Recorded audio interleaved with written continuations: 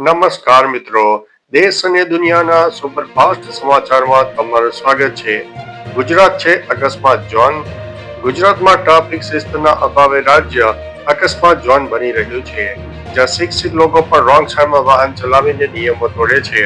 વિશ્વ આરોગ્ય સંસ્થાના રિપોર્ટ મુજબ માર્ગ અકસ્માતો હવે કોરોના જેવું ગંભીર સંકટ બની ગયા છે. યુવાનોમાં બેફામ ડ્રાઇવિંગ અને ઓવરસ્પીડના કારણે નિર્દોષ લોકો જીવ ગુમાવી રહ્યા છે. અકસ્માતો રોકવા માટે હેલ્મેટ અને સ્પીડ લિમિટના નિયમોનું કડક પાલન જરૂરી છે. અન્ય મહત્વના સમાચારની વાત કરીએ તો રામાધણી લખાવનારા સાવધાન. ગુજરાત રોડ સેફ્ટી ઓથોરિટીએ રાજ્ય ટ્રાફિક પોલીસને પત્ર લખીને ફેન્સી નંબર પ્લેટ અને બ્લેક ફિલ્મવાળા વાહનો સામે કંડક ઝુંબેશ હાથ ધરી છે. સૂચના આપી છે કે અમદાવાદ અને ગાંધીનગર સહિત રાજ્યભરમાં કાળો નાગ કે રામાધણી જેવા લખાણો લખીને ફરતા વાહનો સામે હવે કડક કાર્યવાહી થશે. આવા વાહનો ઘણીવાર હિટ એન્ડ રન અને ગેરકાયદેસર પ્રવૃત્તિઓમાં સંડોવાયેલા હોવાનું સામે આવ્યું છે. આવા વાહન ચાલકો પોલીસની બાજ નજર રહેવાની છે. અન્ય મહત્વના સમાચારની વાત કરીએ તો રાજકોટમાં બંગડીના કારખાનામાં ભીષણ આગની ઘટના. રાજકોટના સંત કબીર રોડ પર બંગડી કારખાનામાં બપોરે ભીષણ આગ લાગી હતી.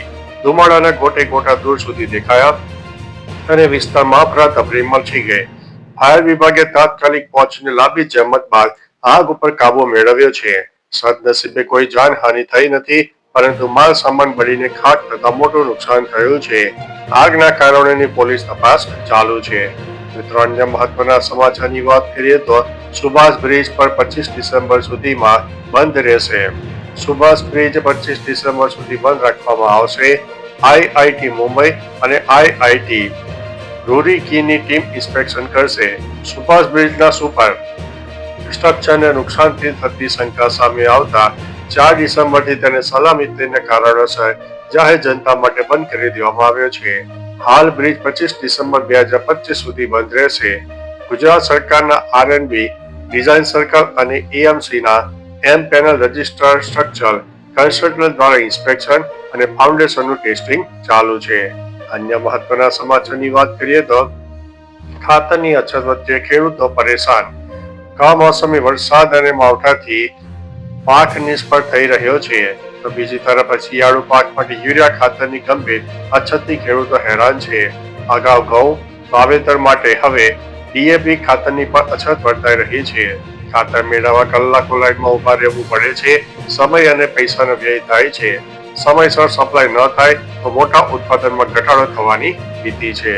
અન્ય મહત્વના સમાચારની વાત કરીએ તો ઇથેનોલ મિશ્રણથી વાહનોમાં સમસ્યા નથી, કેન્દ્રનો મોટો દાવો. કેન્દ્ર સરકારે સંસદમાં ઇથેનોલના મિશ્રણ અંગેની ચિંતાઓને ફગાવી દીધી છે. સરકારે દાવો કર્યો છે કે E20 ઇંધણ પર ચાલતા નવા કે જૂના વાહનોમાં સ્ટાર્ટ કે પરફોર્મન્સની કોઈ સમસ્યા આવી નથી.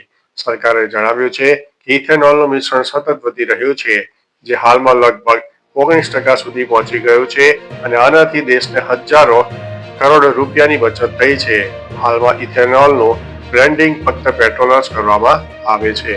અન્ય મહત્વના સમાચારની વાત કરીએ તો કાયદા લોકોની સુવિધા માટે છે, હેરાન કરવા માટે નહીં.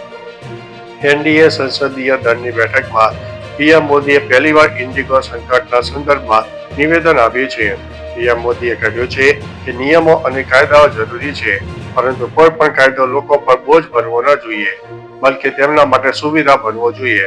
તેમણે જણાવ્યું છે કે કાયદાઓ જનતાની મદદ કરવા માટે અને સિસ્ટમને સુધારવા માટે હોય છે, જનતાને હેરાન કરવા માટે નહીં. આપણો ઉદ્દેશ્ય સામાન્ય માણસની જિંદગી સરળ બનાવવાનો રહેલો છે. અન્ય મહત્વના સમાચારની વાત કરીએ તો કચ્છમાં યુવાનની હત્યા. નખત્રાણાના મોરુ ગામમાં ચોંકાવનારી ઘટના સામે આવી છે.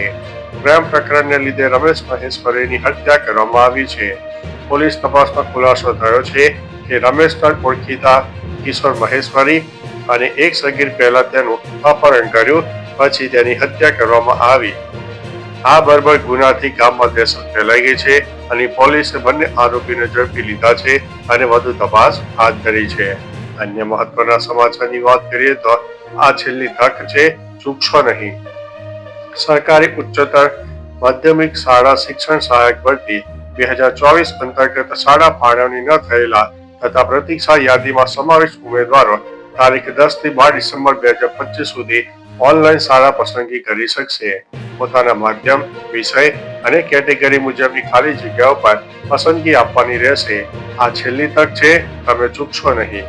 અન્ય મહત્વના સમાચારની વાત કરીએ તો રાજ્યમાં એસઆઈઆર ઝુંબેશ પૂરજોશમાં જોવા મળી છે. ગુજરાતમાં ચૂંટણી પંચની સૂચનાથી એસઆઈઆર મતદાર યાદી સુધારણા ઝુંબેશ 27 ઓક્ટોબરથી ચાલુ છે. ગણતરી તબક્કો આવતીકાલે 11 ડિસેમ્બરે પૂર્ણ થશે, પરંતુ બીએલઓ થી સીઈઓ સુધીની ટીમની મહેનતથી 99.97% કામગીરી પૂર્ણ થઈ ચૂકી છે. રાજ્યના 5.08 કરોડ મતદારોની ચકાસણી પૂર્ણતાના આરે છે. ડ્રાફ્ટ યાદી 16 ડિસેમ્બરે જાહેર થશે. અન્ય મહત્વના સમાચારની વાત કરીએ તો છોટા ઉદેપુરમાંથી મેવાણીએ પડકાર ફેંક્યો છે. છોટા ઉદેપુર જિલ્લાના કવાંટમાં કોંગ્રેસની જન આક્રોશ સભામાં મોટી ભીડ ઉમટી પડી છે. ગુજરાત પ્રદેશ પ્રમુખ અમિત ચાવડા, વિપક્ષ નેતા ડોક્ટર તુષાર ચૌધરી, જિગ્નેશ મેવાણી અને સુખરામ રાઠવા હાજર રહ્યા હતા. જિગ્નેશ મેવાણીએ ગૃહમંત્રીને ગુજરાતમાં દારૂના મુદ્દે ખુલ્લો પડકાર ફેંક્યો છે. આગામી જિલ્લા અને તાલુકા પંચાયત ચૂંટણીઓને લઈને કાર્યકર્તાઓને પીઠબળ મજબૂત કરવા સઘન પ્રયાસો કરવા આહવાન કર્યું છે.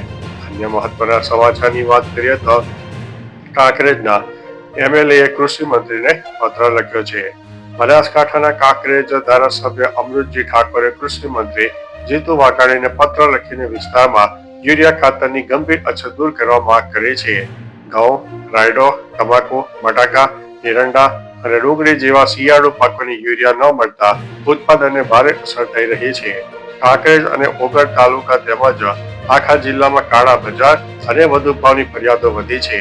ખેડૂતો તાત્કાલિક પૂરતો જથ્થો મળે તેવી માંગ કરી રહ્યા છે. અન્ય મહત્વના સમાચારની વાત કરીએ તો સામૂહિક દુષ્કર્મના કેસમાં કોર્ટનો ઐતિહાસિક ચુકાદો. કલોલ કોર્ટે 2018ના ગાંધીનગરના કરસનપુરા ટીટોળાના સામૂહિક દુષ્કર્મ કેસમાં ઐતિહાસિક ચુકાદો આપ્યો છે. 3 આરોપીઓ વિપુલ અમૃતજી ઠાકોર, અરવિંદ મેલાજી ઠાકોર અને બળદેવજી ઉર્ફે પપ્પુ ઠાકરને જીવનભરની સખત કેદની સજા ફટકારી છે. કોર્ટે પીડિતાને પીડિત વળતર યોજના હેઠળ ચૂકવવા 5 લાખનું વળતર ચૂકવવાનો આદેશ કર્યો છે.